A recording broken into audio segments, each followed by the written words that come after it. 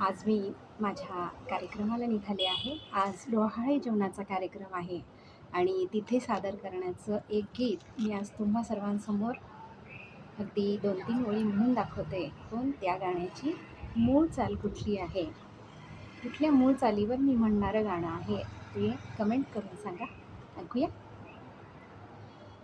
पाना फुलांनी सजवून केला झोपाळ्याचा साज. पाना फुलांनी सजवून केला झोपाळ्याचा साज. सख्यानो आहे डोहाळे जेवण आज. सख्यानो आहे डोहाळे जेवण आज. हिरवी साडी हिरवी चोळी हिरवा चुडा ल्याली.